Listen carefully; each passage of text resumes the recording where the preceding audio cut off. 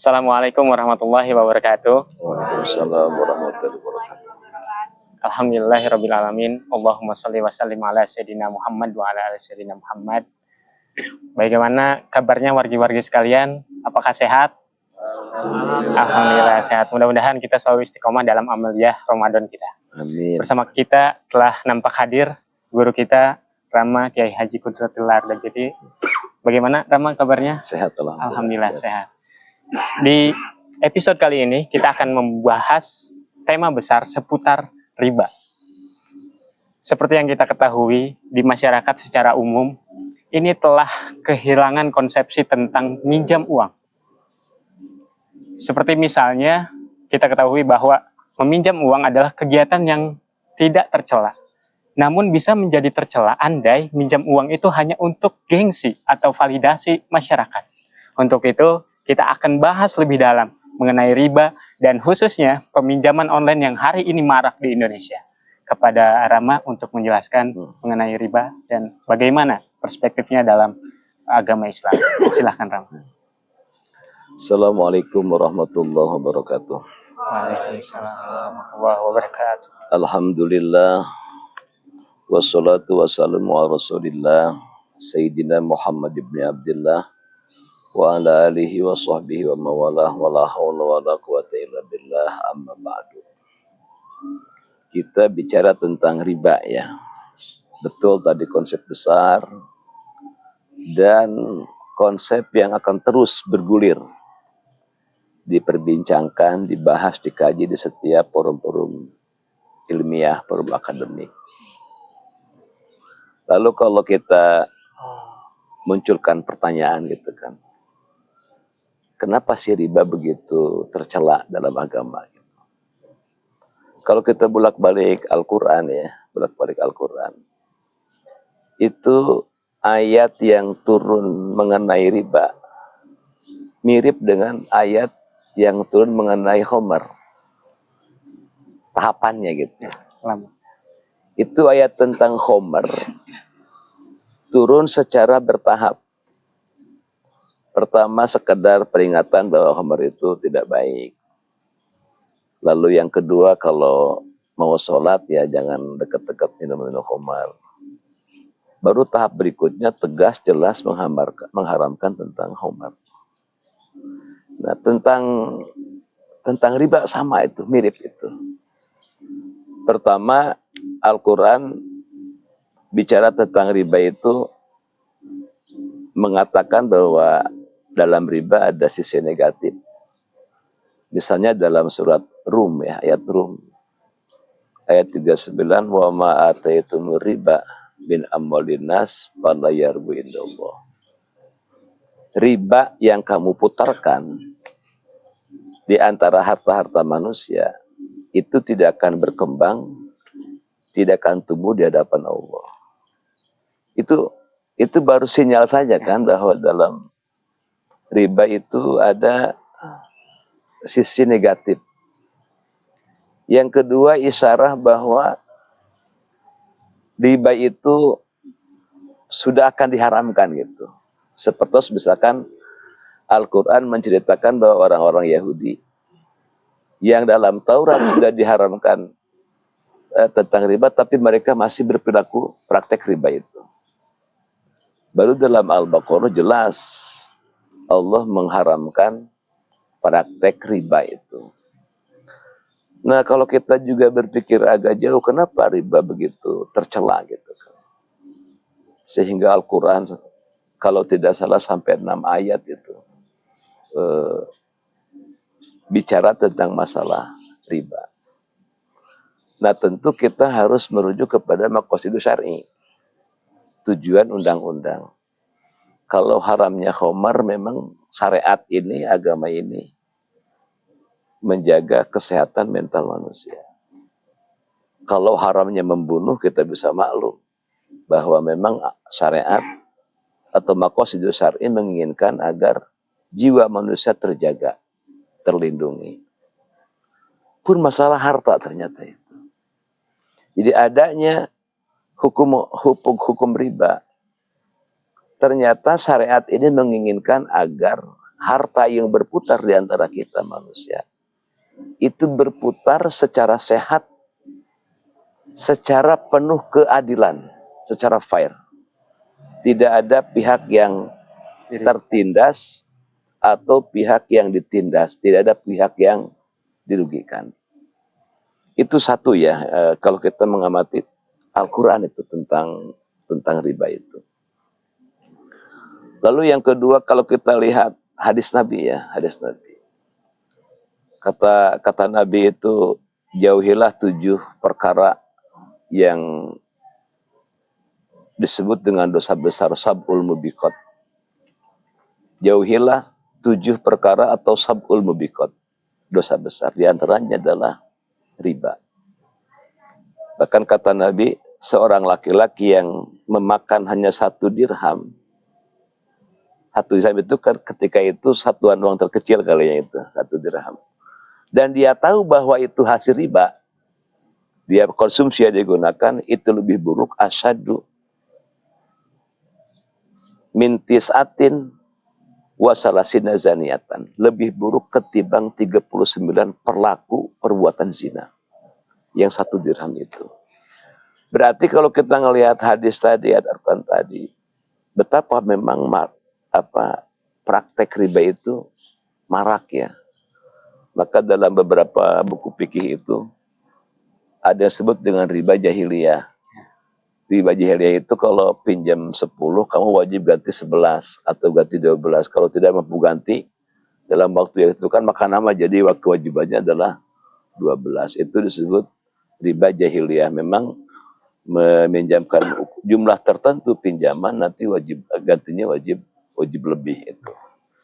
Nah, kalau kita lihat Al-Quran, lihat hadis, betapa tegas hadis Nabi itu ya bicara masalah riba, berarti betapa buruknya memang keadaan praktek riba ketika itu.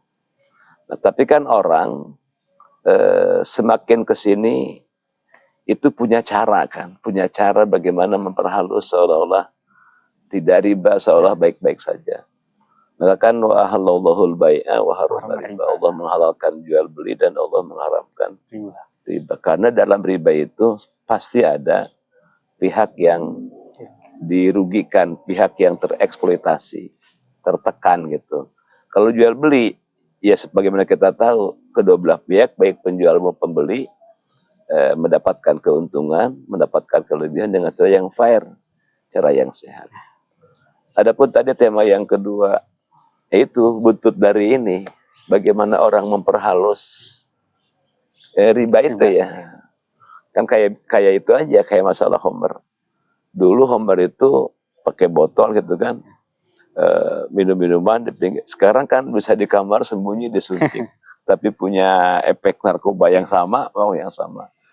Ya, pun ternyata dengan masalah riba, orang bergeser gimana caranya. Sekarang ada yang disebut dengan pinjol ya, pinjaman online. Tapi kalau pinjol yang terdaftar di OJK dan itu disahkan oleh undang-undang, kemudian tidak memberatkan ya, tidak memberatkan dan logis secara pembagian keuntungan, ya silakan. Karena masalah riba itu akan selalu perdebatan sampai hari kiamat, nggak akan selesai itu. Nah, yang berbahaya itu kan orang pinjam karena tadi sebatas gaya-gayaan, semua dilakukan. Kan itu tadi edukasi terus menjadi penting, sehingga ada orang yang pinjam uang online itu 5 juta hanya untuk beli handphone, pinjam ke bankil itu besoknya sudah ditagih lagi. Itu gambarannya ya, bahwa Al-Quran maupun hadis secara tegas, secara panjang lebar, banyak nas Quran maupun nas hadis yang menyinggung masalah riba. Kenapa menjadi penting? Karena tadi tujuan syariat, maqasidus syariah adalah agar manusia bermuamalah, bertransaksi, berekonomi sesuai dengan petunjuk Allah dan Rasulnya, supaya di sana ada keadilan, ada kejujuran, dan di sana ada nilai-nilai agama gitu ya, dijunjung tinggi sehingga tidak merugikan sesama manusia. Wah, menarik sekali jamaah pembahasan kita kali ini, karena ini sangat relate dengan keadaan kita di zaman ini. Belum lagi tadi telah disampaikan oleh Rama, andai pun misalnya pinjaman online tadi terdaftar secara OJK, kalau kita telisik lebih dalam, mungkin legal secara aturan kenegaraan, namun ini perlu kewaspadaan dalam praktik ribanya, karena Bu Sri di sini mencari data, Rama, dari yang dilansir oleh IDN Finance, outstanding pinjol itu per November 2025 94,85 triliun. Ini berarti pinjaman yang beredar dari masyarakat seluruh Indonesia itu. Angkanya cukup besar. Belum lagi kalau kita lihat misalnya jumlah peminjamnya itu yang dicatat oleh OJK per Desember 2023 itu penggunanya ada 18 juta, 18,07 juta orang. Banyak, jadi ini user pinjol sangat banyak sekali beredar di Indonesia ini. Nah, ini bisa ada potensi nambah juga. Nah, pertanyaannya nih ke Rama, apa yang menjadi alasan kenapa kok pada akhirnya mereka memilih untuk pinjol? Karena setelah ditelisik lebih lanjut juga ternyata tidak semua yang pinjol itu, Rama, mereka untuk memenuhi kebutuhan darurat atau kebutuhan dasar. Mereka hanya memenuhi kebutuhan sekunder yang sifatnya untuk validasi masyarakat, begitu, untuk gaya-gayaan aja. Itu bagaimana dalam perspektif Islam? Kan kalau Rama pasti akan melihat sesuatu sesuai hukum dulu ya. Masalah nanti orang menggunakan pinjaman untuk gaya-gayaan, untuk apa, itu kan subjektif ya, tidak akan merusak, menghapus keobjektifan suatu hukum. Karena salah satu ciri khas hukum itu pasti dia objektif gitu. Nah, kalau memang apa disebutnya pinjol, katakanlah pinjol yang diketahui oleh OJK dan itu dilegalkan oleh negara karena melihat unsur ini ya, memenuhi syarat keadilan, tidak memberatkan, tidak membebankan, tidak ada unsur eksploitasi, pasti pikir mengikuti ini. Pikir mengikuti itu. Karena gini, pikir pasti akan mempertimbangkan maslahat. Kalau semua orang sudah bermigrasi menggunakan jasa pinjam online itu, kalau mau kita haramkan gitu, para ulama pikir mengharamkan, kasihan orang itu. Makanya tadi harus ada batasan yang sangat jelas. Apakah dalam pinjaman online itu ada nggak unsur kecurangan, ada nggak unsur memberatkan? Apakah bunga yang diterapkan oleh pihak online itu betul-betul fair, adil, atau tidak? Nah, sesudah itu terpenuhi jawaban itu, baru masalah nanti itu orang dengan kebutuhan beli apa, dengan gaya-gayaan supaya ada validasi dari kawan, dari masyarakat, itu tidak menjadi bahan kajian fikih, karena itu sifatnya subjektif kan gitu, tergantung karakter orang masing-masing gitu kan gitu. Itu. Nah, ini Rama, seperti yang tadi disampaikan juga oleh Rama, sebagian besar ternyata kalau kita telisik lebih lanjut kepada sesuatu yang berkaitan dengan fikih, maka banyak sekali ternyata pinjaman online yang mudah diakses ini yang beredar di masyarakat, ternyata mereka memang bisa dikatakan dalam tanda kutip merugikan si peminjam. Nah, ini disadari oleh peminjam, Ram. Jadi artinya peminjam sudah tahu bahwa mereka akan dirugikan nih dengan meminjam online, tapi mereka tetap memilih meminjam online. Ini bagaimana solusinya kiranya yang terjadi di masyarakat kita? Ya, tadi ya betul. Pada akhirnya kita ada di pusaran itu, ada di hidup yang serba ingin terlihat wah gitu kan, hidup yang konsumtif, hidup yang tidak lagi dalam bimbingan agama yang baik, hidup yang tidak terdidik gitu kan pada akhirnya. Sehingga udah tahu bahwa itu dengan meminjam di online itu akan tetap aja diminjam kan. Itu kan sama kayak orang yang udah tahu bahwa minum minuman itu kan mabuk gitu. Analoginya ke sana itu kan.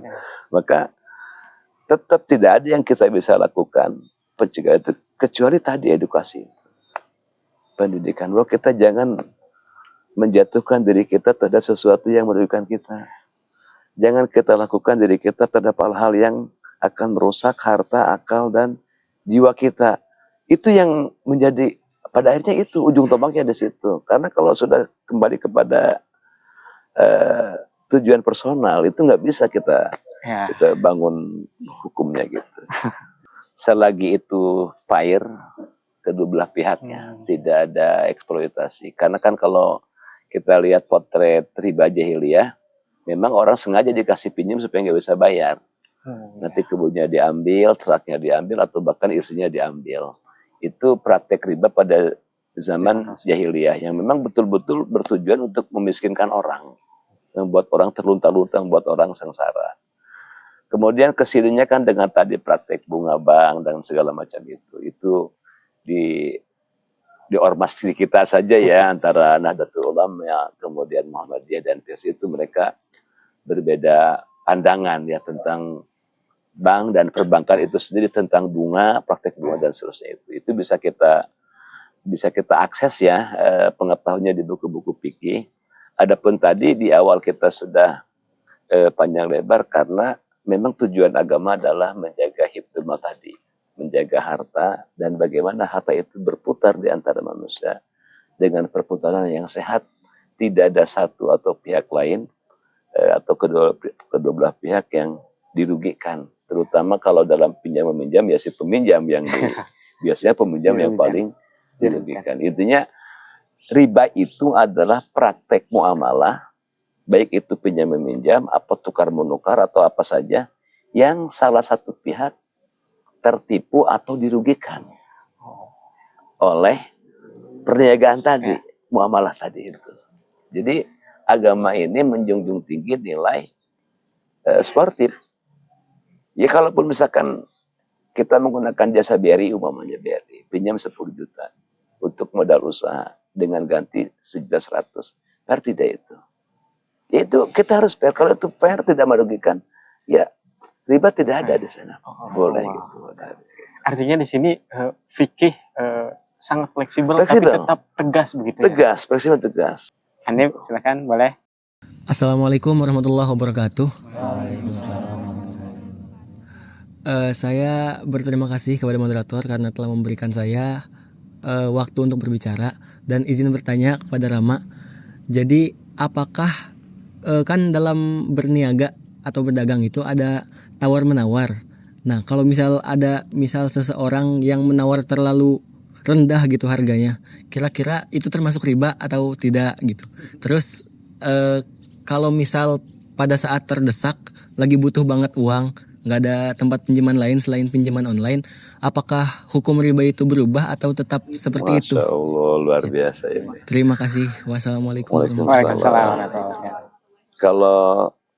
Kalau masalah nawar rendah-rendahnya, ya nggak riba. Misalkan barang 10.000, itu kan si penjual yang punya rahasia. Misalkan dia punya modal 7.000, nggak mungkin kan dia jual 6.000 atau 7.000, pasti harus ada untung sekalipun 500 rupiah, ya kan? Jadi nggak apa-apa, misalkan dia tawarin 10.000, kita tawar 7.500 atau 8.000, ya nggak apa-apa, tidak masuk kepada riba karena di situ ada di penjual. Jadi riba itu bukan oleh kita yang penentuan riba itu bukan oleh kita yang minjam, yang beli, bukan, tapi oleh yang dan itu bukan ada pada jual beli. Itu kan jual beli itu mah. Mungkin maksud Andi itu apakah tawar menawarnya itu riba atau bukan? Enggak apa-apa, boleh itu. Bukan praktek riba itu. Paham ya itu. Kemudian tadi dalam keadaan sangat terdesak, nggak ada tetangga yang ngasih pinjam, sangat pinjam. Itu ada kaidah ad-darurat tubihul mahdurat itu kan. Dalam keadaan terdesak, perkara yang haram jadi boleh. Contoh, misalkan kita ke gunung, nggak ada yang kita bisa makan. Yang ada hanya bangkai ular piton. Boleh nggak kita makan? Boleh. Sebab darurat mendahulukan keselamatan jiwa harus lebih diutamakan ketimbang menjaga keharaman bangkai ular tadi itu. Ad-darurat tubihul mahdurat. Itu kalau memang betul sangat terdesak sehingga tidak bisa pinjam kecuali hanya ke. Tapi darurat itu ada takarannya. Ada takarannya lagi. Kayak tadi, kasih contoh aja. Kalau dalam waktu 1 jam tidak ada makanan yang masuk, ini akan mati. Sementara makanan hanya yang ada itu bangkai ular piton itu. Dan tidak ada makan. Berarti kan ada takaran. Baru menjadi halal itu. Ada takarannya. Nah kalau masalah itu sama takarannya. Betul tidak sangat mendesak pinjam ke pinjol. Nah, jangan dibuat darurat, bikin darurat. Padahal nggak darurat ya. Nggak bisa lah gitu ya. Sama kayak darurat, boleh sholat sambil duduk. Itu harus ada takarannya. Kan darurat. Kalau orang masih bisa jalan berangkat ke masjid, datang ke masjid sholat duduk, ya nggak bisa. Karena masih ada kemampuan untuk berdiri. Nanti ada takarannya. Ada ukurannya kapan disebut darurat sehingga memperbolehkan dia boleh duduk. Atau masalah darurat boleh berbuka puasa karena sakit. Sakit yang seperti apa yang memperbolehkan kita boleh berbuka puasa? Iya enggak tuh. Tidak setiap sakit timbang sakit kepala ya enggak. Ada kriteria dari dokter. Ini kalau puasa maka akan penyakitnya akan parah, akan kambuh, atau bahkan sampai kehilangan nyawa.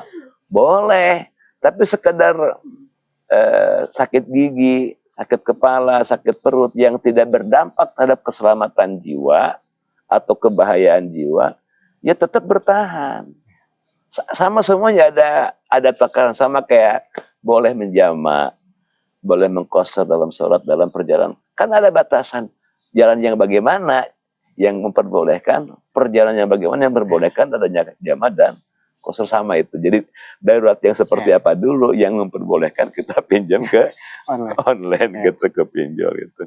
Bisa dipahami ya? Gitu. Masya Allah. Alhamdulillah di episode kali ini kita telah membahas mengenai riba dan pinjaman online, dan alhamdulillah sekali ilmu yang disampaikan oleh guru kita itu sangat bermanfaat, dan mudah-mudahan ini bisa kita aplikasikan di kehidupan kita sehari-hari. Terima kasih teman-teman semua. Sampai berjumpa di episode selanjutnya. Tanya Rama. Tanya dong. Saya tutup. Assalamualaikum warahmatullahi wabarakatuh. Waalaikumsalam warahmatullahi wabarakatuh.